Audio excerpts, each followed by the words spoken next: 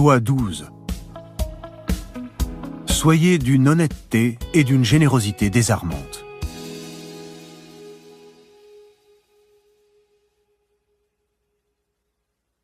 Principe. Un acte sincère et honnête compense des dizaines de scélératesses. L'honnêteté et la générosité font baisser la garde des plus soupçonneux. Soyez honnête à bon escient, trouvez le défaut de la cuirasse, puis trompez et manipulez à loisir. Un cadeau offert à propos, un cheval de Troie, aura un effet similaire. Respect de la loi. Un beau jour de 1926, un grand monsieur élégant rendit visite à Al Capone, le gangster le plus redouté de son époque. Il parlait avec un accent européen raffiné et se présenta comme le comte Victor Lustig. Il promit à Al Capone que s'il lui remettait 50 000 $, il pourrait doubler cette somme. Al Capone avait 100 fois de quoi couvrir cet investissement, mais il n'était pas dans ses habitudes de confier pareille somme à un inconnu. Il observa le comte. Quelque chose chez lui était différent. Son chic, ses manières. Aussi Al Capone décida-t-il de jouer le jeu. Il compta lui-même les billets et les tendit à Lustig. « D'accord, comte, » déclara Al Capone. « Je vous donne 60 jours pour doubler cette somme comme vous l'avez dit. » Lustig s'en alla avec l'argent, le déposa dans un coffre à Chicago, puis partit à New York où il avait d'autres fers au feu. Les 50 000 $ restèrent à la banque. Lustig ne fit aucun effort pour en tirer quoi que ce soit.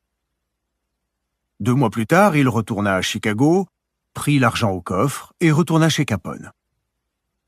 Devant les gardes du corps impassibles, il eut un sourire contrit. « Je vous prie d'accepter mes profonds regrets, monsieur Capone. Je suis désolé de vous annoncer que mon plan a échoué. » Al Capone se leva lentement. Furieux contre Lustig, il se demandait déjà où il allait jeter son cadavre. Mais le comte mit la main dans la poche de sa veste, en sortit les 50 000 $ et les déposa sur le bureau. « Voici votre argent, monsieur, jusqu'au dernier centime. Encore une fois, toutes mes excuses, c'est très embarrassant. Les choses n'ont pas marché comme je l'aurais souhaité. J'aurais pourtant bien aimé doubler cette somme, pour vous et pour moi. Dieu sait combien j'en ai besoin. Mais le plan n'a pas marché. » Al Capone se rassit, perplexe. « Je sais que vous êtes un escroc, comte, » dit Al Capone. « Je l'ai su au moment même où vous êtes entré ici. J'attendais de vous soit 100 000 $, soit rien. Mais ça, revoir mon argent, eh bien... » « Encore une fois, toutes mes excuses, monsieur Capone, » répéta Lustig, tandis qu'il prenait son chapeau et faisait mine de se lever. « Seigneur, mais vous êtes honnête !» hurla Capone. « Si vous êtes dans l'embarras, voici 5 000 $ pour vous dépanner. » Il compta 5 billets de 1 000 $ et les lui remit. Le comte parut abasourdi, s'inclina profondément, bredouilla des remerciements et partit avec l'argent. 5 000 $, c'était le montant que Lustig s'était fixé. Interprétation. Le comte Victor Lustig, polyglotte, raffiné et très cultivé, était l'un des plus grands escrocs de son époque. Il était connu pour son audace, sa témérité et surtout pour sa profonde connaissance de l'âme humaine. Il faisait le tour d'une personne en quelques minutes, découvrait ses faiblesses et identifiait à coup sûr les crédules. Lustig savait que la plupart des hommes élaborent des défenses contre les voleurs et autres troubles faits. Ces défenses, le travail de l'escroc consiste à les faire tomber. Un des plus sûrs moyens d'y arriver est d'avoir l'air sincère et probe.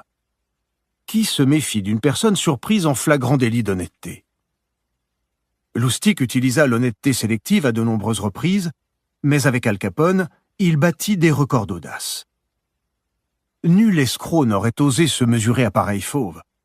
Il aurait choisi d'humbles victimes, prêtes à avaler toutes les couleuvres sans une plainte.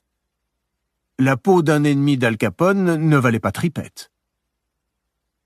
Mais Lustig avait compris que le célèbre gangster passait sa vie à se méfier des autres. Personne dans son entourage n'était honnête ni généreux, et sa vie en compagnie d'une meute de loups était épuisante, voire déprimante. Un homme comme Al Capone était plus que tout autre sensible à un geste honnête ou généreux. Enfin quelqu'un qui ne cherchait pas à le voler. Le geste d'honnêteté calculé de Lustig désarma Al Capone parce qu'il était inattendu. Un escroc aime surprendre et créer l'incrédulité ainsi, pour mieux distraire et berner sa victime. Ne craignez pas de mettre cette loi en pratique sur les Al Capone d'aujourd'hui. Grâce à un geste bien calculé d'honnêteté et de générosité de votre part, le pire gredin du royaume vous mangera dans la main. Tout est terne quand je n'ai pas au moins une cible en vue. La vie me semble vide et déprimante.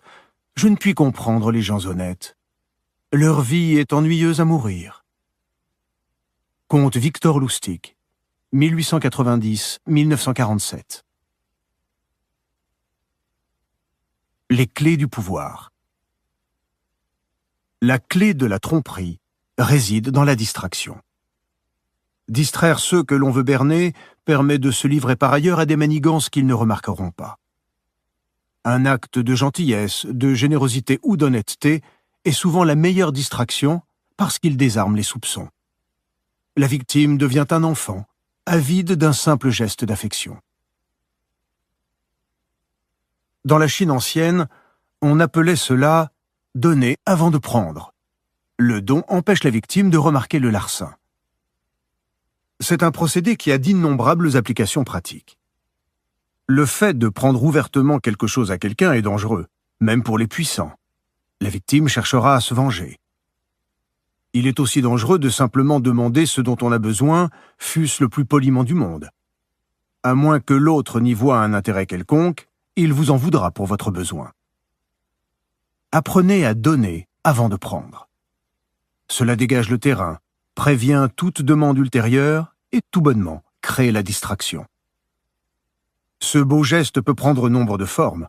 Un vrai cadeau, un acte généreux, une gentille faveur, un honnête aveu, etc. L'honnêteté à bon escient est surtout rentable lors d'une première rencontre. La vie est faite d'habitudes, et la première impression marque de façon durable. Si quelqu'un vous croit d'emblée honnête, il lui faudra beaucoup pour se convaincre du contraire. Cela vous laissera le temps de manœuvrer. Jay Gould, comme Al Capone, ne faisait confiance à personne. Il devint multimillionnaire dès l'âge de 33 ans, essentiellement grâce à ses mensonges et à son manque de scrupules.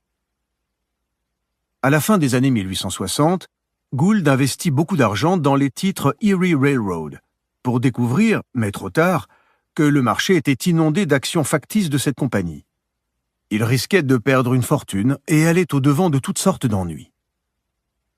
Au milieu de cette crise, un certain Lord John Gordon Gordon lui offrit son aide. C'était un Écossais qui prétendait avoir fait fortune en investissant dans les chemins de fer. Gordon Gordon engagea des graphologues experts et démontra à Gould que les faussaires étaient des cadres dirigeants de Erie Railroad. Gould lui en fut reconnaissant. Gordon Gordon lui proposa alors de s'associer avec lui pour prendre dans les Erie Railroad une participation majoritaire. Gould accepta. Pendant un certain temps, l'entreprise fut prospère. Les deux hommes devinrent amis, et chaque fois que Gordon Gordon demandait à Gould de l'argent pour acheter des actions supplémentaires, ce dernier payait. Soudain, en 1873, Gordon Gordon liquida ses actions, ce qui lui rapporta une fortune, mais fit chuter de manière spectaculaire le cours des actions de Gould, puis il disparut. Après recherche, Gould découvrit que le vrai nom de Gordon Gordon était John Crowningsfield, et qu'il était le fils illégitime d'un marin de la marine marchande et d'une serveuse de Londres. De nombreux indices prouvaient que Gordon Gordon était un escroc, mais son premier acte d'honnêteté et le soutien qu'il avait apporté à Gould avaient tellement aveuglé ce dernier qu'il lui avait fallu perdre des millions pour ouvrir les yeux. Un acte isolé ne suffit pas toujours. Ce qu'il faut, c'est une réputation d'honnêteté fondée sur une série d'actions, même insignifiantes. Une fois la réputation établie, tout comme la première impression, il est difficile de l'ébranler. Le duc chinois Wu de Cheng avait décidé de prendre le contrôle du royaume de plus en plus puissant de Hu. Sans faire part à personne de ses intentions, il maria sa fille au roi de Hu. Puis il tint conseil et demanda à ses ministres : « Je veux la guerre. Quel pays devons-nous envahir ?» Comme il s'y attendait, un de ses ministres répliqua : « Il faut envahir le royaume de Hu. » Le duc prit un air contrarié. « Hu est un royaume ami maintenant. Pourquoi suggérez-vous de l'envahir ?» Il fit exécuter le ministre pour sa remarque déplacée. Le roi de Hu entendit parler de l'incident et, compte tenu des autres marques d'honnêteté de Wu et de son mariage avec sa fille, il ne prit aucune précaution pour se défendre de Cheng. Quelques semaines plus tard, les forces armées de Cheng balayèrent Hu et prirent le pays, qui ne s'en remit jamais. L'honnêteté est l'un des meilleurs moyens de désarmer les méfiants, mais ce n'est pas le seul. Tout geste noble et ostensiblement désintéressé fait l'affaire. Peut-être le plus efficace est-il l'acte de générosité. Peu de personnes, même l'ennemi le plus acharné, peuvent résister à un cadeau. C'est donc souvent le meilleur moyen de désarmer votre victime. Un cadeau réveille en nous l'enfant que nous étions et nous fait baisser la garde. Bien que les actes d'autrui nous apparaissent souvent sous leur aspect le plus cynique, on voit rarement le côté machiavélique d'un cadeau. Le cadeau est le parfait alibi d'une tromperie. Il y a plus de 3000 ans, les Grecs prirent la mer pour aller délivrer la belle Hélène, enlevée par Paris, et pour raser Troie. Le siège dura 10 ans. De nombreux héros furent tués, mais la ville tenait toujours. Un jour, le devin Calchas rassembla les Grecs. « Levez le siège de Troie !» leur dit-il. « Vous devez trouver un autre moyen, une ruse. Nous ne pouvons pas prendre Troie par la seule force. Il faut trouver un stratagème. » Le plus rusé des Grecs, Ulysse, proposa de construire un gigantesque cheval de bois, d'y dissimuler des soldats, puis d'en faire cadeau aux Troyens. Pyrrhus, fils d'Achille, protesta. Pour lui, cette solution était indigne. Mieux valait laisser des milliers de morts sur le champ de bataille que vaincre de manière aussi sournoise. Mais les Hellènes étaient devant une alternative. Soit passer 10 ans de plus à prouver leur virilité et leur sens de l'honneur pour finalement périr, soit remporter une victoire rapide. Ils choisirent le cheval, qui fut rapidement construit. L'astuce marcha, et Troie tomba. Un seul cadeau avait fait plus pour les Grecs que 10 années de bataille. Une générosité ciblée à bon escient doit également faire partie de votre arsenal. Les Romains faisaient en vain le siège de la ville étrusque de Phalériès depuis de longues années. Un jour, un homme sortit de la cité assiégée et amena au général romain Camillus un groupe d'enfants. L'homme était le maître d'école, les enfants, selon lui, les fils et les filles des habitants les plus nobles et les plus fortunés. Sous le prétexte d'emmener les enfants pour une promenade, il les livrait en otage aux Romains dans l'espoir de se faire bien voir de Camillus, l'ennemi des Étrusques. Camillus ne garda pas les enfants. Il fit déshabiller le professeur, lui attacha les mains dans le dos et donna à chaque enfant une verge avec l'ordre de le fouetter tout le long du chemin de retour jusqu'à la ville. Ce geste eut un effet immédiat sur les assiégés. Certes, si Camillus avait retenu les enfants en otage, quelques-uns auraient voté la reddition. Ceux qui auraient continué à se battre l'auraient fait sans enthousiasme. Mais le refus de Camillus de tirer avantage de la situation brisa d'un coup la résistance des Phalisques, et ils se rendirent. Le général romain avait bien calculé. Dans tous les cas, il n'avait rien à perdre. Il savait que la prise d'otages n'aurait pas mis fin à la guerre, du moins pas de la bonne manière. En retournant la situation, il gagna la confiance et le respect de ses ennemis et les désarma. La clémence brise souvent les défenses des opposants les plus entêtés. En touchant le cœur, on ôte à l'autre toute envie de combattre. Souvenez-vous, En faisant vibrer la corde sensible, des actes calculés de gentillesse peuvent faire d'un Al Capone un enfant crédule. Comme avec toute approche affective, cette tactique doit être pratiquée avec doigté. Si votre cible vous démasque, ses sentiments déçus de gratitude et de chaleur se transformeront en méfiance et en haine violente. À moins que votre geste n'apparaisse sincère et chaleureux, ne jouez pas avec le feu. Image, le cheval de Troie. Votre ruse est cachée dedans. C'est un magnifique cadeau irrésistible pour vos ennemis. Les portes s'ouvrent. Une fois à l'intérieur, causez des ravages. Autorité.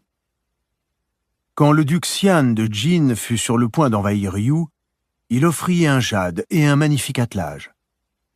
Quand le comte Ji fut sur le point d'envahir Chuyu, il fit cadeau de grands chariots.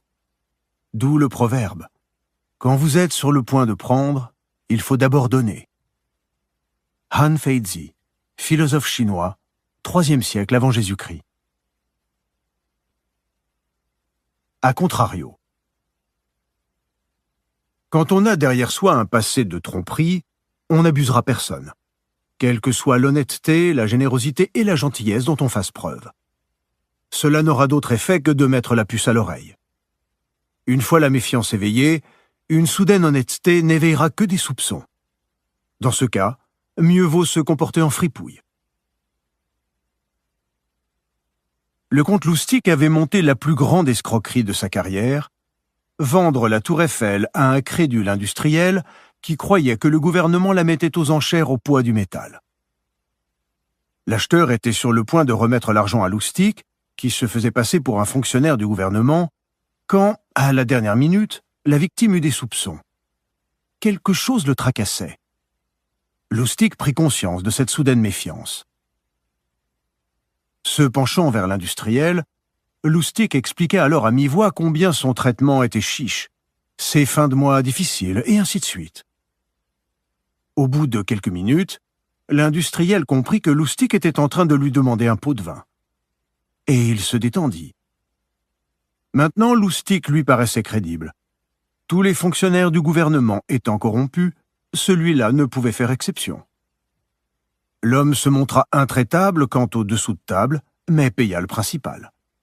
En simulant une tentative de corruption, Lustig avait joué le fonctionnaire plus vrai que nature. Dans ce cas précis, l'honnêteté eût été malvenue. À la fin de sa carrière, Talleyrand avait une réputation éprouvée de menteur et de trompeur. Au congrès de Vienne, 1814-1815, il racontait des histoires à dormir debout et faisait des remarques saugrenues à des gens qui n'en croyaient pas un mot. Ces mensonges n'avaient d'autre but que de masquer les manœuvres par lesquelles il les dupait pour de bon. Un jour, devant des amis, Talleyrand déclara ainsi avec une apparente sincérité « En affaires, il faut dévoiler ses cartes. » L'assistance n'en crut pas ses oreilles. Un homme qui toute sa vie avait soigneusement caché son jeu était en train de prêcher le contraire. Des tactiques comme celle-là rendent impossible à distinguer les vrais du prix des fausses. En acceptant sa réputation de malhonnêteté, Talleyrand préservait sa capacité à tromper. Rien dans le domaine du pouvoir n'est gravé dans la pierre. Le fait d'être ouvertement enclin à la duperie couvrira parfois vos traces, et on vous admirera même pour ce que vous assumez être, une franche canaille.